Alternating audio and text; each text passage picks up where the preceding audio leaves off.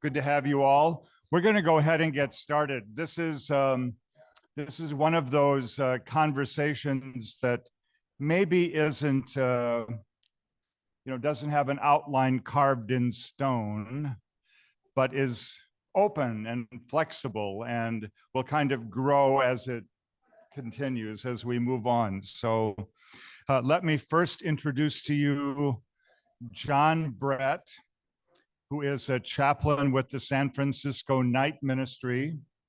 You know a little bit about night ministry already, and maybe John will tell you a little bit more, but it's spiritual care, crisis intervention, conversations, information sharing, and all the things that are sometimes needed in the middle of the night. And so night ministry hours are now 8 p.m. until 2 a.m.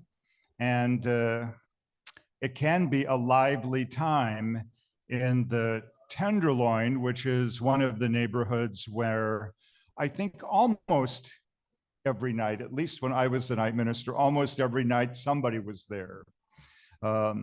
Maybe not for the whole night, but there was always a receptive audience there. So it seemed like a good place to start in the evening. So what I remember in my days was there were some beautiful murals and art displays. There are some nonprofit organizations that had art classes, and they would display these pieces of art in some of the windows in the Tenderloin.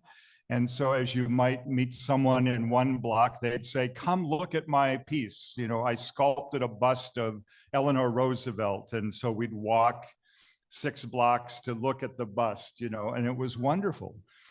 So anyway, I don't want to do all the talking. I want to introduce John, and then I'll be around and I'll help facilitate a little bit the conversation. But you're going to tell us a little more about the art display that we have in Heritage Hall, and then some of your perceptions of art in the Tenderloin. Absolutely. Thank you, John. Yes, thank you.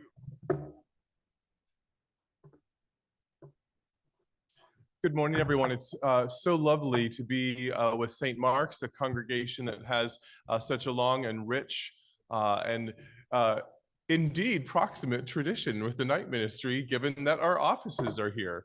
And this is a most hospitable perch for us to begin our evening walks out into the Tenderloin and other parts of the city as I enjoy the couple blocks down the hill from our offices here to sort of prepare and sink into the reality of our evenings of accompaniment and crisis intervention and really relationship building and story sharing and creating connection between and within communities.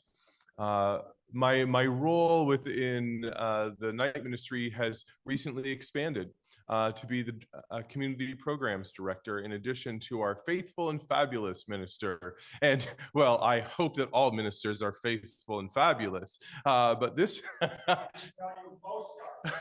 not all, most. Okay, well, we're working on it. And faithful and fabulous is our accompaniment program for our LGBTQ siblings in questions of meaning making, especially in healing from the spiritual trauma and sometimes abuse of faith communities for folks who identify in that broad spectrum of difference. So this morning, I have the great honor of bringing a touch of the vision of what the streets might be like to you through this art installation here in this space titled New Saints. I was excited about this art exhibition when I saw it first, or a different version, a different manifestation of it at the Tenderloin Museum. Its artist, Deirdre Weinberg, created it in situ. Even amidst the pandemic, you can see that some of the mural portraits that she created include people wearing masks. So it says something about the socio-historic cultural moment in which it was created. When I came upon it and when I heard of the story of what the artist was doing and saw the portraits on these doors, it was evocative for my own heart, because I walked the streets of the Tenderloin. This is how I often see people. I see folks standing, sitting, resting, sleeping in doorways and alcoves. I love that St. Mark's titled this installation New Saints, because I do think that in that context of creating connection and sharing story, we are able to see the divine. We are able to see the full humanity of the people with whom we engage. And the artist, in creating these portraits, offered to each person that she spoke with a free portrait. And at first, she says that the art was the thing. Like she was engaging her vocation as an artist. And then in that moment of connection, she saw, oh my gosh, maybe the art isn't the thing. Maybe the art is just the vehicle. And we've had conversations since, and what I see her process as engendering is that same sort of encounter of care that the night ministry engages. Gift to another to be seen. So many of the folks that we work with in the streets face the violence of looking away. That daily experience of where people who pass you in the streets might start to walk a little bit more quickly because what you are experiencing in the streets is a little bit too much, is a little bit too painful to gaze upon, maybe for what it reveals about our own selves or the judgments that we carry. So in any case, here, this is titled New Saints, and that interplay with perhaps icons or depictions of saints that even St. Mark's has in its stained glass windows or other formats may resonate. Ah, yes. Thank you for reminding me. I knew that there were icons here somewhere, but I was having difficulty picturing it. I've been in this space far more often than I've been in the upstairs space. But with that sort of slight foundation about places of resonance with the night ministry's work, and wanting to bring this installation to you, wanting to bring a touch of the streets into your space of contemplation during Lent, I open up the floor for people to share any noticings that you have, any experiences of the exhibit or experiences of the streets or wonderings that you may have.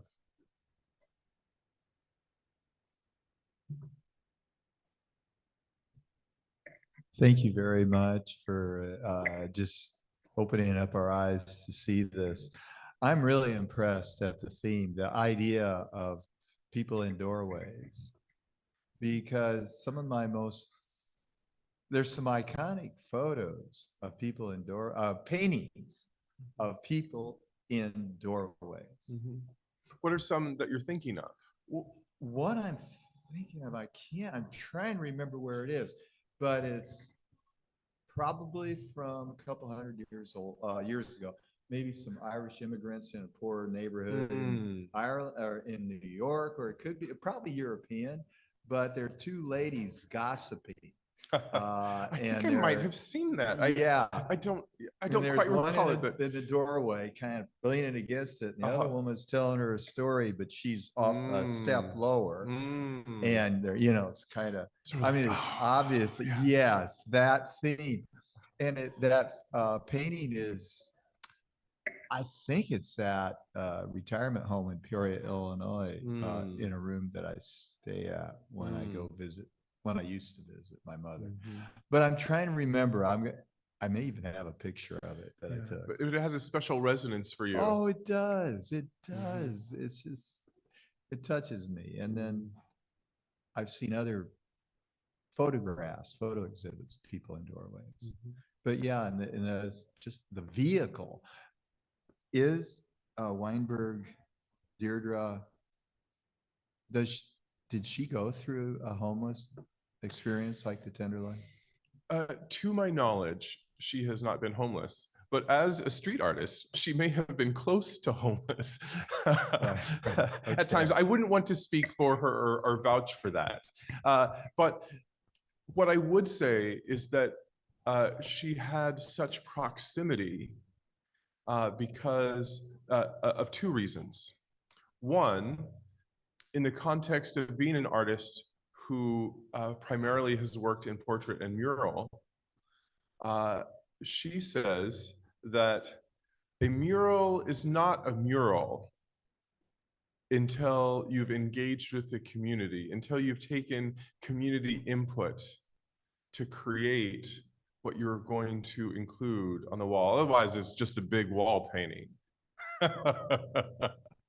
So that the aspect of relational art is foundational to her primary work. But second, with her artist in residence position at the Tenderloin Museum, she was going out into the streets to even sometimes with the bullhorn. Free portraits today, free portraits today. And it all started because she had received a commission from the city of San Francisco to paint a garbage can. You've seen some of the garbage cans or electrical boxes that are painted, you know, to create a sort of more aesthetically pleasing spaces in the city. Well, she was doing that. And there was a gentleman in the street who wanted to help her. And so I think he was shuttling things like some of her supplies to her, running to the store to get something for her. And there was a moment where she picked up some cardboard to paint not only the garbage can, but to paint him. And as Lyle's heard me say before, the Tenderloin grows cardboard. Cardboard is a renewable resource in the streets of the Tenderloin. I remember when I was on a street retreat with the Faithful Fools, you know, every day, starting around 4, maybe 5, we'd start looking for our cardboard that was set out in front of the corner stores. And we'd hope to get a good large chunk or piece of cardboard to create that barrier between where we would sleep on the concrete and ourselves that night. And then we'd squirrel it away. We'd try to hide it for a few hours because you can't sleep until 9 or 10 at night once the stores close down. And you'd hope that someone else wouldn't find your hiding place and take your cardboard before it was time to bed down. But in any case, Deirdre had this experience of finding cardboard in the Tenderloin and using it as her material to paint his portrait. And his response then, the sort of overwhelm of gratitude for being seen, created the rest of her work as an artist in residence at the museum. I'm wondering about relationships that you have in this community of St. Mark's, or perhaps in communities outside of St. Mark's, or family or friends. Are there conversations that you have had with people that were unexpected, that you might like to capture in a snapshot, or if you imagine yourselves as the artist, that you would want to memorialize in just such a way? That sort of moment of human connection memorialized.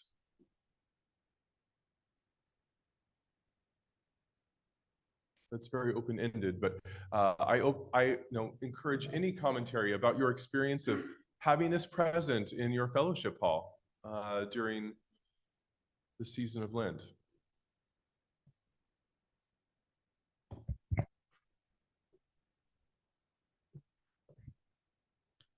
John, if you don't mind, I'll mention something else too. I think it was brilliant of Deirdre Weinberg to paint portraits on doors, because so many of the people that we would meet at night, well, I mean, not everybody who's in the Tenderloin at night is homeless. Right. A lot of people live in these tiny little rooms, and in the summertime it's hot and maybe it's noisy, and they just want to hang out and be with their friends. So there's community out there. But for the ones who are living on the streets, there's something interesting about having their portrait on a door, because the door is symbolic of a place that they can pass through. And there are keys hanging from the doors as well. So you have a right to go into that space. And when you're homeless, that's what you're longing for. Maybe not everyone, but most people are. They're looking for that day when they have that space and they can open their door with their key and then go into their space and shut their door and lock it.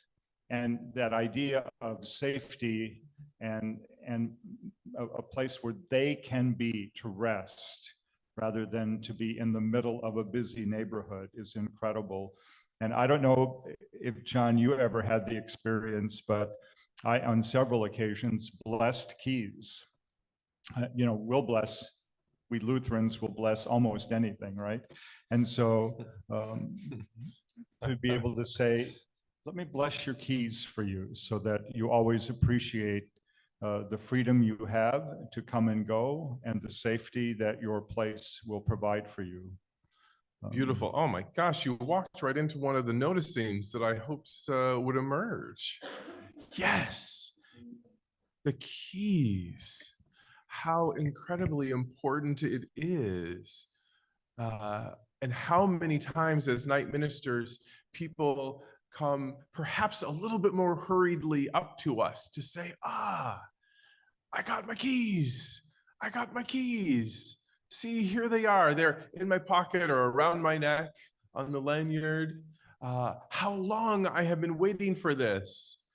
A few years, 7 years, 10 years, without having the ability to access a space of one's own, a private space. And you brought up another important point. I frequently say that we work with the street community or our unhoused neighbors and the street community, because so many people in the streets are not homeless. But I know that even after someone receives their own keys, oftentimes it is a small SRO that they go into. And I know that if you put me inside a little white room for a long time, I would probably want to be back out in the streets as well.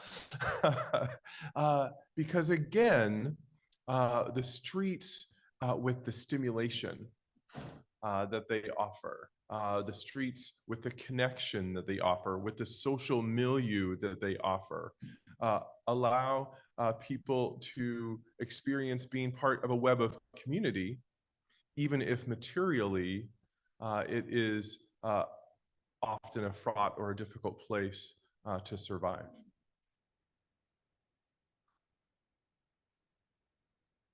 For those of you who are here in person, an invitation to look behind the doors as well, because there are some notes behind that the artist put there to maybe help us take some ideas with us after we leave this space. So. Any questions about homelessness or the people that we encounter in the streets? I would say that sometimes people ask, so who are the people that you encounter? And sometimes, perhaps on the edge of flippancy, I say, well, they're everyone, right? We see people from all sort of demographic backgrounds in the streets. People says, well, where are these people coming from? And well, I say, well, here. You know, over or approximately 80% of the people who have become unhoused or are in the San Francisco streets became homeless in the Bay Area, many in San Francisco or very proximate within the Bay Area. So not in other states, not in Southern California, but in the greater Bay Area. And of those, about a third became homeless because of a job ending, and another maybe 10 to 15% because of a divorce or illness. We know the vicissitudes of the American medical system and insurance, and costs that can skyrocket sometimes unexpectedly. And maybe if you had one of those things happen, you might be able to get by. But all of a sudden, you lose your job and their health expenses, or you're divorced and you lose your job. Then all of a sudden, what you might have been able to manage becomes no longer manageable.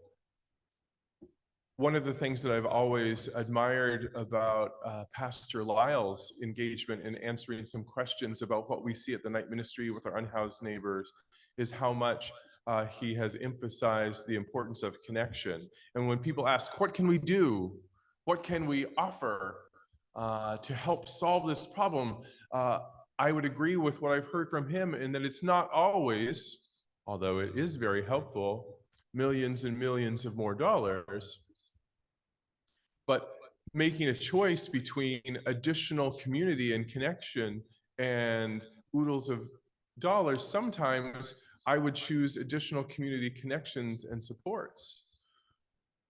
One of the primary indicators, or as far as the percentage chance of how or if someone might become homeless, is based on childhood trauma.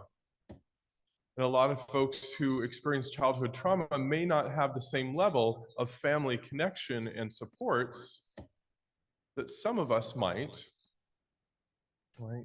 And so building community around someone and building connections, a sense of stable identity as much as anything, can then sometimes contribute to resourcing them in ways that help make the transition back into a housed environment for those able to manage that. And then, of course, the great need for continued accompaniment once someone is housed. I'm sure that we have both experienced people who have been waiting and waiting to get into housing and then get their housing, and 3 to 6 months later are back on the street, because they didn't have the connections and the supports that they needed to make maintaining housing comfortable or possible, and or the interesting mix that those things can be true.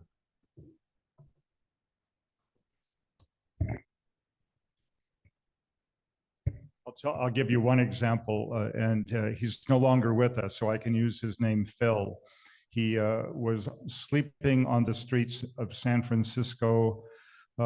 If you know where before Mission Bay was all built up, he lived in a community there, and he was on the streets for 15 years. His family didn't even know if he was alive or dead. They had lost touch with him.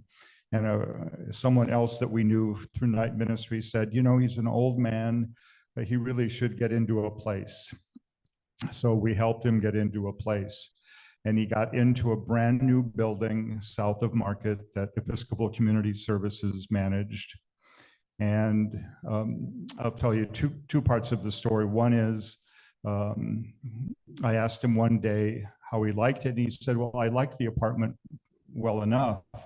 He said, but the lights don't work. I said, what do you mean the lights don't work? He said, well, it gets dark and the lights don't go on. And he was so used to sleeping outside when the street lights automatically came on, you know, that he had forgotten that you have to flip a switch to turn the lights on. So the things that you forget.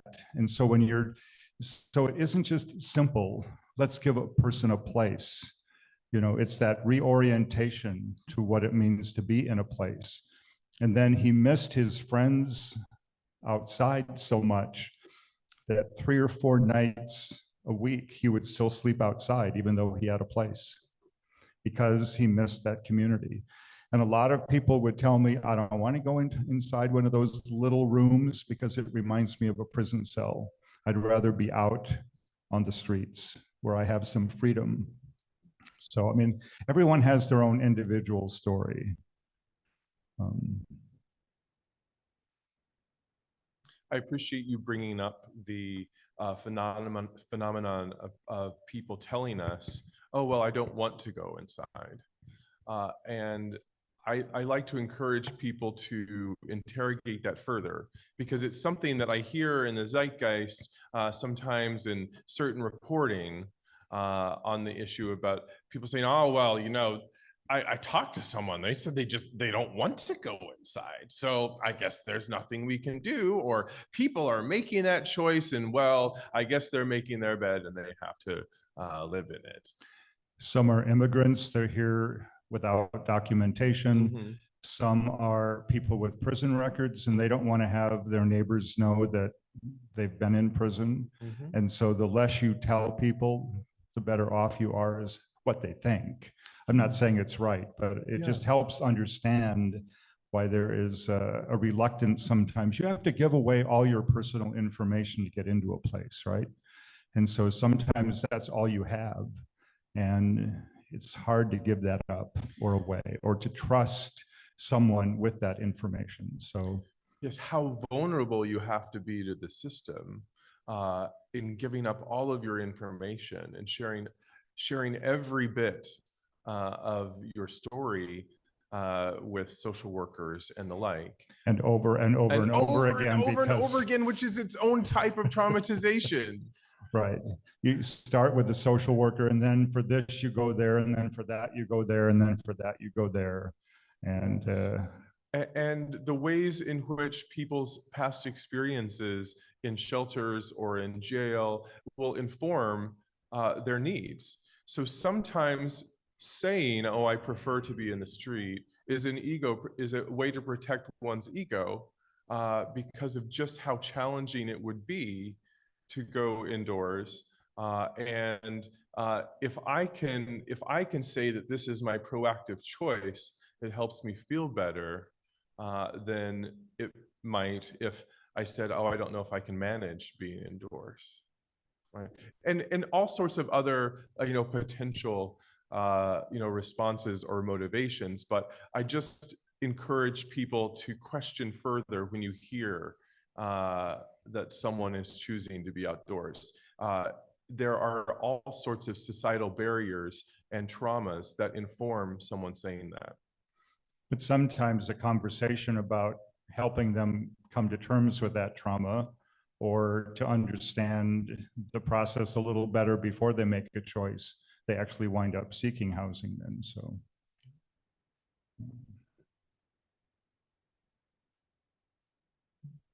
About a third of the folks that we encounter experience some degree of mental illness, and about a third experience some degree of addiction.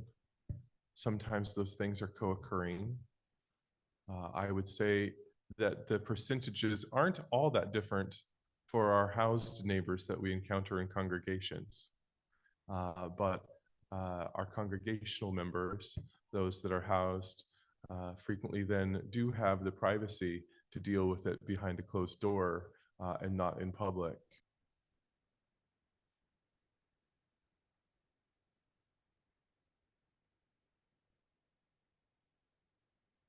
Looks like you have a comment, yeah.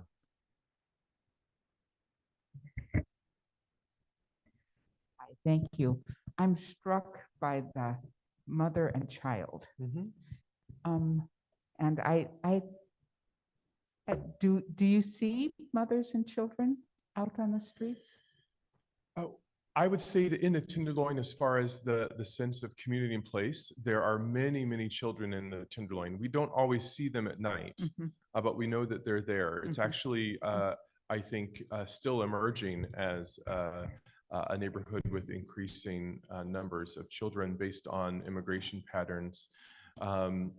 The night ministry, I don't think that we actually engage with that many young folks younger than 18 these days.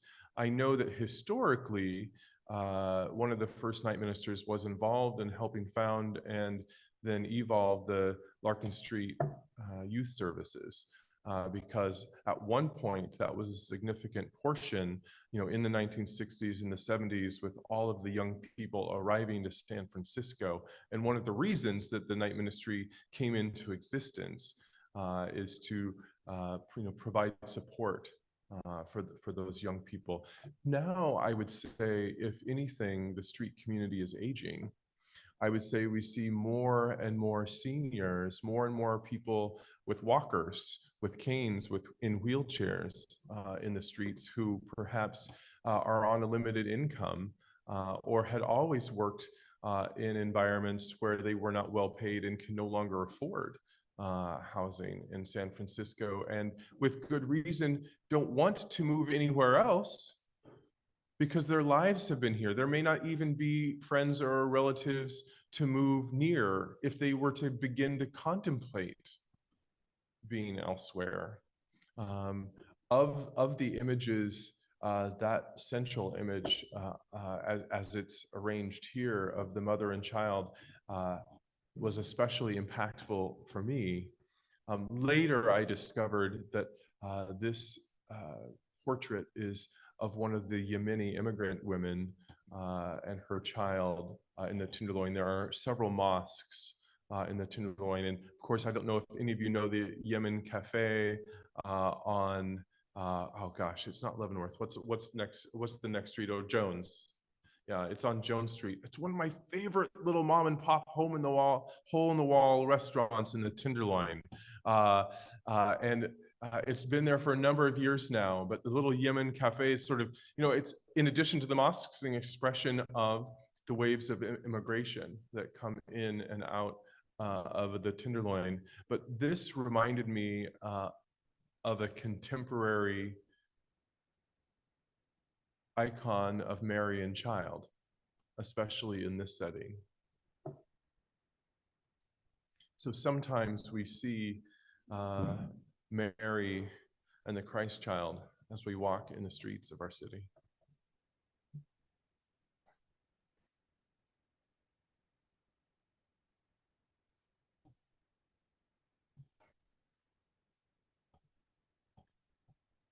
Just in the short amount of time that I've been connected with the night ministry, and I know that Lyle would be probably an even greater contrast for you, but some of the businesses and the bars with which the night ministry has developed a relationship over 20, 40, and now upcoming 60 years of walking the streets have closed. There is a residue of the effects of gentrification, right, that we feel. Some of the places that we've been stopping in at night after night are no longer there, because the building is being renovated, and there are new designs for how to use or adapt the space for economic necessity or gain.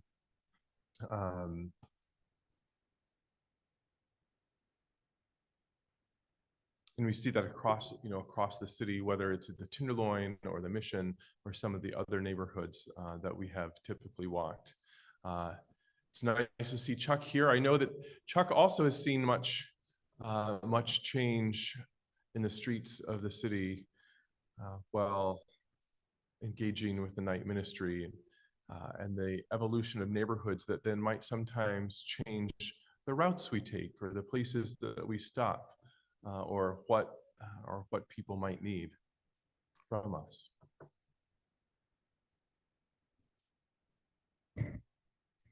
I have one other question. Is Calpac's presence changed anything about life in the Tenderloin? I didn't quite hear the beginning. The hospital up the street. Ah, Has that changed anything about life on the street in the Tenderloin? I myself have not seen a significant impact on the Tenderloin due to the hospital's presence. But I would think any time that something like that happens, right, there is a ripple effect into the immediate blocks about some of the storefronts that shift. And so there is an impact. The Episcopal shelter on Polk Street, not so far away, used to be sort of centered in an area where there were more businesses that our low-income siblings, neighbors would be able to use, and there has been an increase of businesses that are now serving a different socioeconomic clientele, and that shelter is starting, at least to my eye, to seem out of place, rather than having their nightly visitors, their nightly charges sort of spread out over a couple blocks in front of a number of storefronts. They're clustering a little bit more closely in to the block that the shelter is on itself, just because it's not as safe for them to go a little bit further afield, because they'll probably more quickly be run off and shooed away from those gentrified spaces. So yes, but it's usually never one thing, right? It's usually the hospital and the next development, right? That then creates the nexus for moving people around.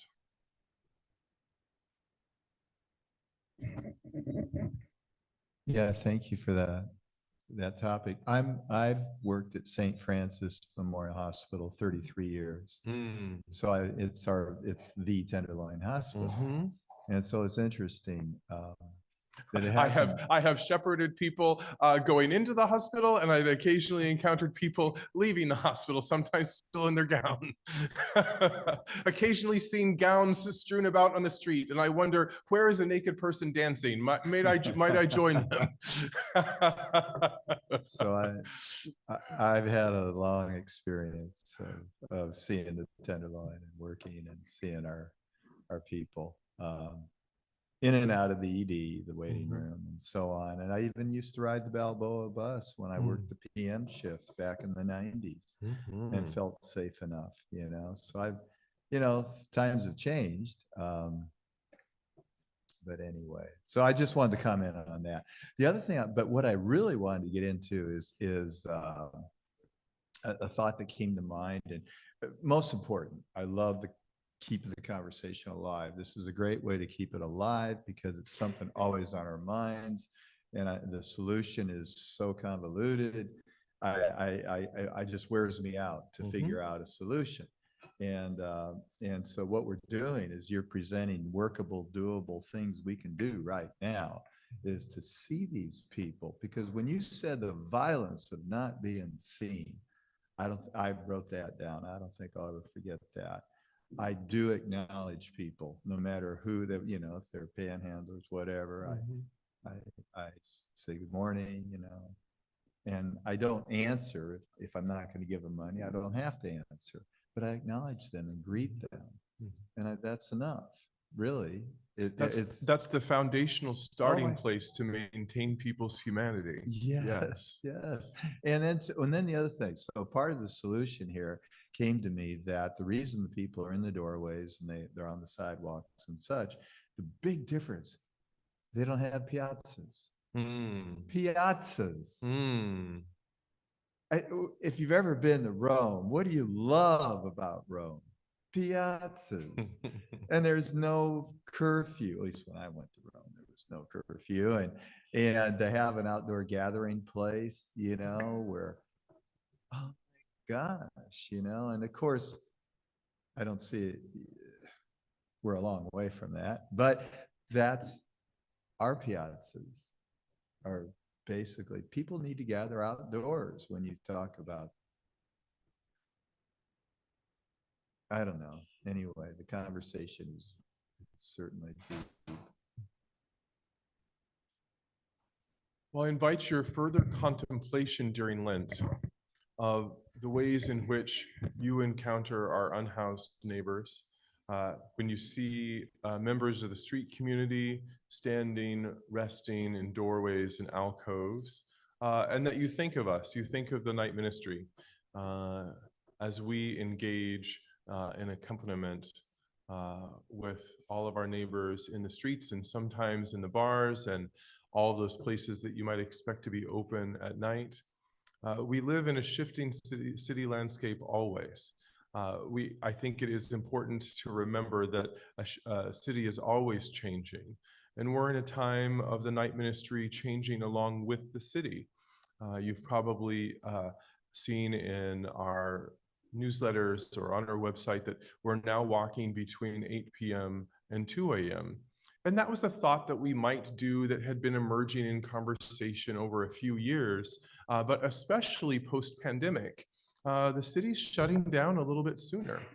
In some of Rebecca Solnit's writing on the city about the city that we used to have in the 60s and 70s with more, third shift industry and after hours bars, you saw perhaps more people wake later at night, but we were beginning to experience that some of our street community, especially when we were under daylight savings time, was going to bed so much earlier.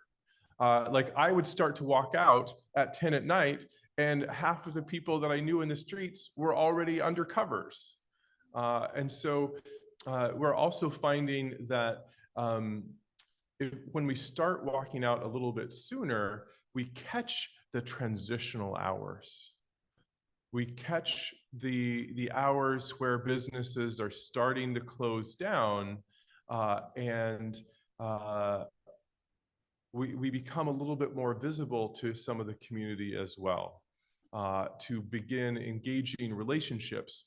I sometimes refer to the night ministry and our chaplains as spiritual beat cops, thinking of the 60s and 70s, the community policing, where in West Side Story, Officer Krumke had his little route, and whether you liked him or you didn't like him, you sort of knew where you could find him. And so sometimes we'll say hi to someone a number of times before trust is developed, and then all of a sudden we're there, and it's a night that they do need us, and then we have an invitation from them to accompaniment with the night ministry saunter that Lyle ably teaches, and I'm sure that Reverend Chuck passed down, that says, I don't have anywhere to go. I'm not increasing my pace of footsteps. I'm here and I'm with you. And so I leave those as some final thoughts about how we engage and the presence that we offer, and mostly that we never look away. Thank you. Good to be here. So do enjoy these portraits and during Lent, and consider who you might like to see as an icon in your community and remembered for your own life. And please reach out to them and foster connection.